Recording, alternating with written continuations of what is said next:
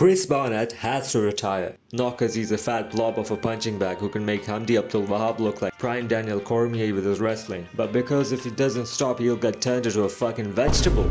At the tender age of 40, he's 1-3 in his last 4 fights, and his UFC record being 2-4, with both of his wins being absolute flukes, where he was getting his head punched in, but then pulled a spinning wheel kick out of his ass to win it. And in his latest fight, which took place a few hours ago against Hamdi Abdul-Wahab, other than getting brain damage and flapping his belly and tits for 15 minutes, Chris Barnett couldn't do shit. He got 29-26 by Hamdi Abdul-Wahab even after Mark Goddard took a point off Hamdi Abdul-Wahab for a illegal elbow to the back of the head. And let's not get started on Mark Goddard. If Chris Barnett starts to speak with a lisp, with a bit of speech impediment, there's no one other to blame than the ref Mark Goddard. He let Abdul-Wahab throw his blob punches on Chris Barnett. Chris Barnett didn't even want to be in the fight. I mean, come on, this fight could have easily ended in any 3 of the rounds. I mean, just look at this. Chris Barnett is non-responsive, he ain't moving, no attempt to get back to his feet, just getting his head punched in for 30 seconds. And I know these punches are some blobby punches from Hamdi Abdul-Wahab, but come on, what are you expecting? He's Hamdi Abdul-Wahab.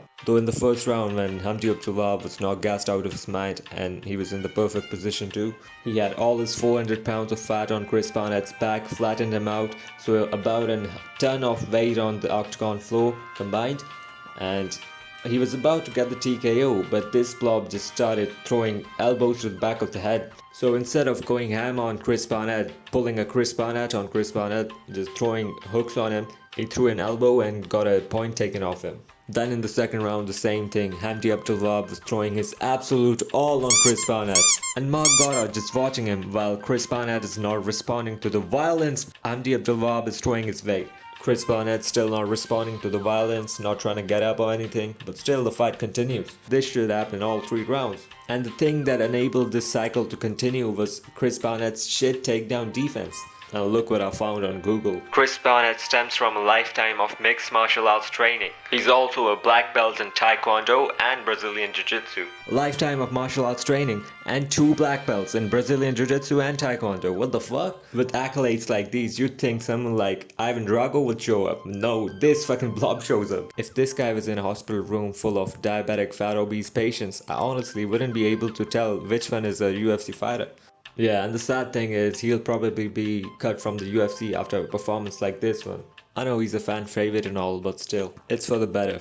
I mean, we don't want to see him turn into a vegetable now, do we? And look at this, after the 3 rounds of being absolutely demolished, he tried to fluke this wheel kick again. I mean, what else is there for him to do in the UFC after this loss? Anyways, that's it for today's video. Make sure to drop a like, comment down below who you think should be the next matchup for Chris Barnett. And before ending it, I want to thank y'all for 100 subscribers. It's only been 3 weeks since I started this channel and we're already at 100 subscribers. Thank you so much for that, and yeah, peace.